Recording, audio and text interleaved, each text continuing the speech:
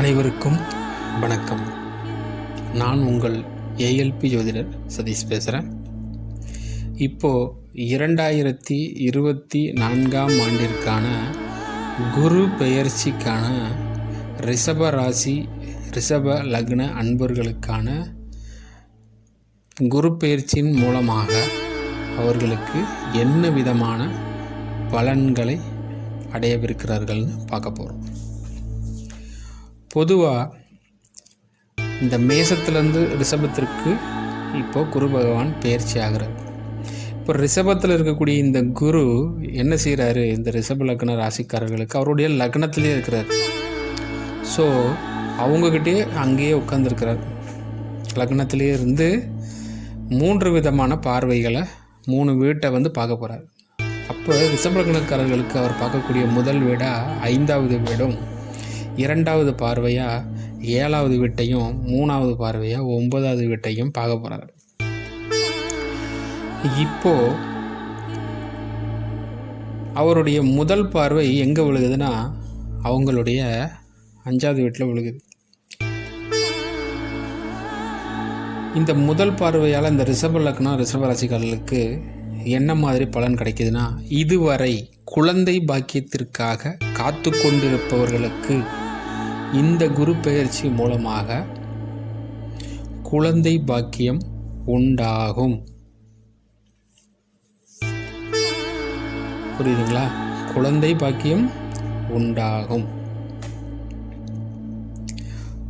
குழந்தைக்கு பாக்கியத்திற்காக காத்து கொண்டிருக்கக்கூடிய பெண்களுக்கு, ஆண்களுக்கு குழந்தை பாக்கியத்தை இந்த குரு பகவான் தரவிருக்கிறார். 2வது,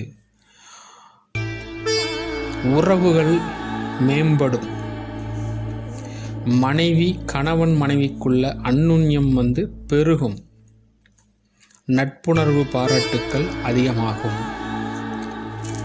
ஒருத்தருக்கு ஓடி உதவி பண்ணக்கூடிய தன்மை இந்த 2வது அவருடைய பார்வையின் மூலமாக ஏற்படவிருக்கு. உறவினர்கள் அத்தனை பேருடைய சப்போர்ட்டும் இந்த காலகட்டத்தில் உங்களுக்கு நல்ல அமைப்பை தேடி செய்வாங்க. ஹெல்ப் பண்ணக்கூடிய அமைப்பு பலருக்கு நிச்சயம் உண்டாகும். அதே போல் 3வது பார்வையாக 9வது வீட்டை பார்க்குறாங்க. தந்தையின் மூலமாக இந்த லக்னக்காரர்களுக்கு மிகப்பெரிய உதவிகளும் கிடைக்கும். தந்தை சார்ந்த விஷயங்கள் மூலியமாக மிகப்பெரிய ஆதாயத்தையும் பெறுவார்கள். புரியுதுங்களா?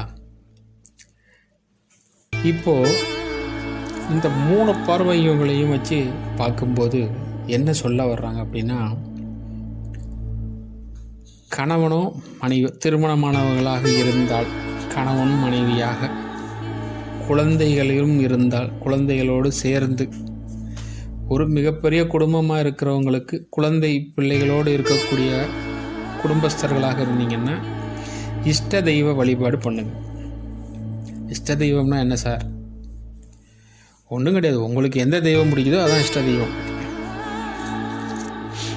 உங்கள் குலதெய்வமே உங்கள் இஷ்ட தெய்வம்னா தாராளமாக போய் கும்பிடலாம், தப்பு இல்லை. இல்லை இப்போ இஷ்ட தெய்வம்னா ஒன்றும் கிடையாது. முருகப்பெருமான பிடிக்கும் சொல்லி வணங்குறவங்க இருக்காங்க. சிலருக்கு சிவனை பிடிக்கும், சிலருக்கு பெருமாளை பிடிக்கும். இப்படி ஒவ்வொருத்தவங்களும் ஒரு இஷ்ட தெய்வ வழிபாடு, அது உங்களுக்கான இஷ்ட தெய்வம் எதுன்னு தெரிஞ்சு வணங்குறதும் மிகப்பெரிய ஆதாயத்தை கொடுக்கும். அதெல்லாம் நேரடியாக நீங்கள் ஜாதகத்தை பார்க்கும் பொழுது தான் தெரியும் அது என்ன தெய்வம்னு. திதி தெய்வத்தையும் வழிபடுவது நல்லாயிருக்கும். உங்களுடைய பிறப்பின் மூலியமாக, பிறவியின் மூலமாக வரக்கூடிய தெய்வங்களை வழிபடுவதும் மிக சிறப்பை கொடுக்கும். இஷ்ட தெய்வ வழிபாடு உங்களுக்கு ஆகச்சிறந்த வெற்றியை கொடுக்கும். குடும்பஸ்தர்களுக்கு, குழந்தை பாக்கியத்தை பேணுபவர்களுக்கு கணவன் மனைவி சகிதமாக இஷ்ட தெய்வத்தை வழிபடுவதன் மூலமாக, குலதெய்வத்தையும் வழிபடுவதன் மூலமாக அவங்களுக்கு குழந்தை பாக்கியம் கிடைக்கும். குழந்தைகளால் கணவன் மனைவிக்கு மிகப்பெரிய பாக்கியமும் ஏற்படும். குழந்தைங்க உங்களுக்கு மிகப்பெரிய பாக்கியத்தை, சந்தோஷமான விஷயங்களை உங்களுக்காக செஞ்சு கொடுப்பாங்க. அவங்க உங்களுக்கு ஏதாவது பண்ணணுன்றனால நினச்சிட்டு இருந்திருப்பாங்க உங்கள் பிள்ளைங்க. அவங்க இப்போ உங்களுக்கு மிகப்பெரிய சர்ப்ரைஸ் கொடுத்து உங்களை சந்தோஷப்படுத்தக்கூடிய காலமாகவும் இந்த காலம் இருக்கும். பொதுவாக இந்த லக்னக்காரர்களுக்கு என்ன பிரச்சனை அப்படின்னா, இந்த லக்னக்காரர்கள் தான் பிரச்சனை. என்ன மாதிரி பிரச்சனை அப்படின்னு பார்த்தீங்கன்னா, எதிர்பாலினத்திடம் கவனமாக இருக்கணும். இந்த லக்னக்காரர்களை பொறுத்த வரைக்கும் எதிர்பாலினத்திடம் மிக மிக கவனமாக இருக்க வேண்டும். அது ஆணாக இருந்தால் பெண்ணிடமும், பெண்ணாக இருந்தால் ஆணிடமும். அவங்களுடைய நட்புணர்வை பாராட்டுறதுல மிக கவனம் தேவை. அவங்களுடைய பர்சனல் விஷயத்தில் போய் ஃப்ரெண்டு மாதிரி பழகுறாங்கங்கிறதுக்காக மூக்க நுழைச்சிங்கன்னா உங்களுக்கு பிரச்சனை வெளியிலேருந்துலாம் வராது, அங்கேருந்தே உங்களுக்கு ஸ்டார்ட் ஆகிடும். தேவையற்ற விஷயங்களை வெளிப்படுகிறீர்கள், சரிங்களா? இப்போது சரி, குலதெய்வம் தெரியாமல் இருந்திருப்பாங்க நிறைய பேருக்கு. அவங்க இந்த காலகட்டத்தில் முயற்சி பண்ணிங்கன்னா குலதெய்வத்தை அது அடையாளம் காட்டும். குரு தான் வழி சொல்ல போகிறார். ஸோ குலதெய்வம் தெரியாமல் இருக்கக்கூடியவங்க இந்த ரிஷபலக்னக்காரர்கள், சில ராசிக்காரர்களில் யாருக்காவது குலதெய்வம் தெரியாமல் இருந்தீங்கன்னா இந்த குரு பயிற்சிக்கு அப்புறம் முயற்சி செஞ்சீங்கன்னா இந்த குரு உங்களுக்கு உங்களுடைய குலதெய்வத்தை எங்கே இருக்குன்னு காட்டுவார், தெரிஞ்சுக்கோங்க. திருமணத்திற்காக காத்து கொண்டிருக்கக்கூடிய இளைஞர்களுக்கும், கருமணத்துக்காக காத்து கொண்டிருக்கக்கூடிய ஆண் பெண் இரு பாலினத்திற்கும் இந்த காலகட்டமானது ரிஷபராசி லக்னக்காரர்களுக்கு திருமணத்திற்கான அற்புதமான நேரத்தை கை கொடுக்கும், நல்ல வரன்களை அமைத்து தரும். சரிங்க சார், இப்போ திருமணத்துக்கு நாங்கள் என்ன செய்யணும் அப்படின்னா ஒன்றும் கிடையாது. உங்கள் ஊரில் இருக்கக்கூடிய முருகன் கோவிலுக்கு செல்லுங்க, புரியுதுங்களா? முருகன் கோவிலுக்கு போய் அந்த முருகப்பெருமானை வெள்ளிக்கிழமையில் போய் வழிபாடு பண்ணுங்க. இல்லை அப்படின்னா செவ்வாய்க்கிழமை சுக்கிர ஓரையிலையும், இல்லைன்னா வெள்ளிக்கிழமையில் செவ்வாய் ஓரையிலையும் அந்த முருகப்பெருமானை போய் வழிபாடு செய்யுங்க. அந்த கோயிலுக்குள்ளே போகக்கூடிய விநாயகப் பெருமானுக்கு அருகம்புல் மாலை சாத்திவிட்டு மூலவராகிய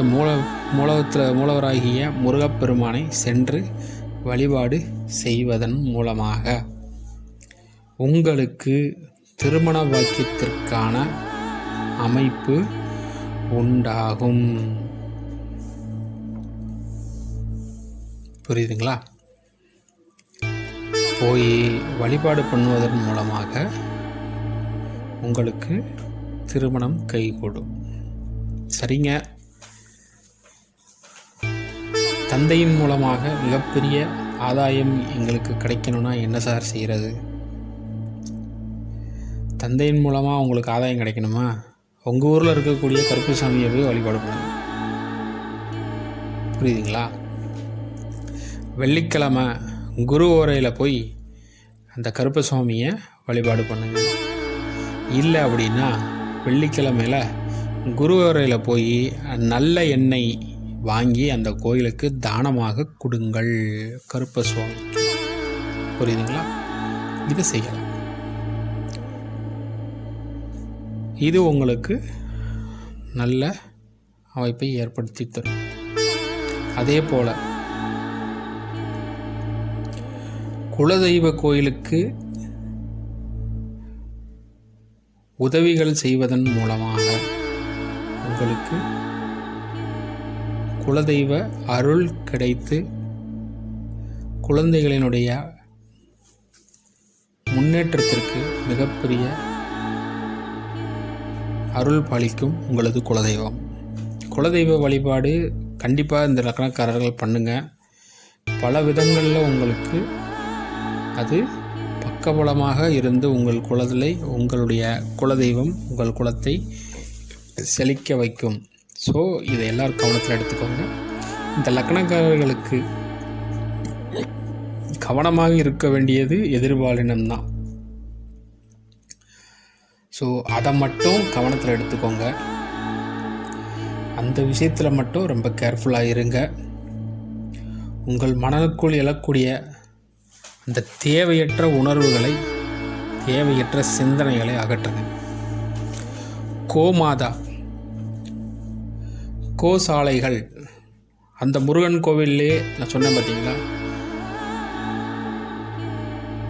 உங்கள் ஊரில் இருக்கக்கூடிய கோவில்களில் இருக்கக்கூடிய கோசாலைகள், நான் சொன்ன கோவில்களில் இருந்தாலும் சரி, இல்லைன்னா எந்த கோவிலில் இருக்கோ, இல்லை கோவிலே இல்லை அப்படின்னா உங்கள் ஊரில் பசுமாடி எங்கே இருக்குதுன்னு பார்த்து, பால் பண்ண வச்சுருக்கிற இடத்துல பால் கறக்கிறவங்கக்கிட்ட கண்டிப்பாக இருக்கும். என் ஊர்லேயே இல்லை சார், சரி பரவாயில்ல, எங்கே பசுமாடு இருக்கோ அங்கே போங்க, பக்கத்து ஊராகவே இருந்தாலும் போய் அகத்திக்கீரையை வாங்கி ஒரு வெள்ளிக்கிழமையில கொடுத்துட்டு வந்துடுங்க. இது ஒன்றையாவது செய்வதன் மூலமாக உங்களுடைய கர்ம வினைகள் விலகும், நல்வினை தந்து பாக்கியத்தை உண்டாக்கி நல் உறவுகளை மேம்படுத்தி உங்களது குலத்தை செழிக்க வைக்கும் இந்த குருவருள். புரியுதுங்களா? ஸோ ரிஷப லக்ன ராசிக்காரர்கள், இந்த குரு பகவான் நீங்கள் வணங்காட்டினா கூட நிறைய விஷயம் இந்த தடவை உங்களுக்கு நல்லது தான் நடக்க போகுது. வணங்குனீங்கன்னா அற்புதமாக நடக்கும். ஸோ பயன்படுத்திக்கோங்க, பெர்ஃபெக்டாக பயன்படுத்திக்கோங்க. எப்போயுமே நமக்கு ஒரு ஜாக்பாட்டுக்கு வழி கிடைக்கிதுன்னா அதை அதிகமாக பயன்படுத்தி அதை அற்புதமாக யூஸ் பண்ணிக்கிறது ரொம்ப நல்லது. இப்போ நாங்கள் சொல்கிறது எல்லாமே கோச்சாரத்தை பேஸ் பண்ணி தான் சொல்கிறோம்னு வச்சுக்கோங்க. உங்கள் ஜனன ஜாதகத்துக்கு நிச்சயமாக பெர்சன்டேஜ் லெவல் மாறுபடும். ஏன்னா அது எங்கே இருக்குது இதே கிரகம் அப்படிங்கிறத பொறுத்து கண்டிப்பாக மாற்றங்கள் இருக்கும். அதை நேரடியாக வந்து பார்க்கும் பொழுது மட்டும்தான், எங்களிடம் நேரடியாக ஆன்லைனில் கன்சல்ட் பண்ணும்போது வர முடியாட்டினாலும் ஆன்லைனில் கன்சல்ட் பண்ணிக்கலாம். அப்படி எங்களை தொடர்பு கொண்டு கன்சல்ட் பண்ணுறது மூலிமா மட்டும்தான் உங்களுக்கு அந்த பெர்சன்டேஜ் லெவல் ரொம்ப அதிகமாக, நல்ல அமைப்பில் இருந்தீங்கன்னா ரொம்ப அதிகமாகவே கிடைக்கும் வழிபடுவதன் மூலமாக.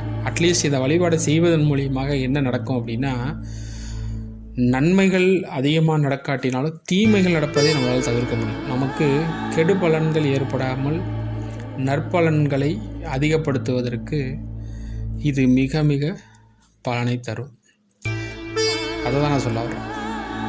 ஸோ வழிபாடுங்கிறது நல்ல அமைப்பில் இருக்குது. அப்போம்போது குரு வந்து உங்களுக்கு எந்த விதத்துலையும் பெரிய அளவில் இந்த லக்னக்காரர்களுக்கு எதுவும், ராசிக்காரர்களுக்கு, ரிஷபத்திற்கு பெருசாக அவர் எதுவும் நன்மைகளை தான் நல்லா கொடுக்குறாரு. அப்படிங்கும்போது உங்கள் ஜாதகத்தில் எவ்வளோ மோசமான நிலைகள் இருந்தாலும் அது பெரிய பாதிப்பை இல்லாத அளவில் தான் நடக்கும். அப்போ இதை வழிபாடை பண்ணுவதன் மூலிமா என்ன நடக்கும்னா அதை தவிர்க்க முடியும் நம்மளால் முடிந்த வரைக்கும். புரியுதுங்களா? ஒரு பெரிய மரமே விழுகிறத விட ஒரு சின்ன செடியாக அப்படி கீழே விழுது ஒன்றும் கிடையாது. ஒரு பெரிய கால் உடையுதுன்னு வச்சுக்கோங்களேன். அந்த கால் உடையிறதுக்கு வீட்டில் ஒரு கதவுல லேசம் முட்டிக்கிறதுக்கு வித்தியாசம் இருக்கா இல்லைங்களா? லேசம் தேய்ச்சி விட்டு போயிடலாம்ல, அவ்வளோதான். ஸோ அந்த இடத்துல வழி வரணுங்கிறது விதி. ஸோ அதை வந்து கடுகளவாக மாற்றுறது, கடலாக இருக்கக்கூடிய பிரச்சனையை கடுகாக மாற்றிக்கொள்ளலாம். அந்த மாதிரி தான் நம்ம அந்த வழிபாடை மேற்கொள்வதன் மூலமாக நம்மை காற்றுக்கொள்ள முடியும். ஸோ நம்மளை காப்பாற்றிக்கணும்னா இந்த மாதிரி வழிபாடுகளை பண்ணுவது தான் ஆகச்சிறந்த வழி. புரியுதுங்களா? வழிபாடு பண்ணுங்கள் எல்லோரும் கண்டிப்பாக. அட்லீஸ்ட் கோமாதாவுக்கு ஒரு அகத்திக்கீரையாவது வாங்கி கொடுப்பது உங்களுக்கு மிக மிக நல்லது. புரியுதுங்களா? ஸோ அதை பண்ணுங்கள். மீண்டும் அனைவரும் வாழ்க வளமுடன். குருவே சரணம், குருவே துணை. நன்றி.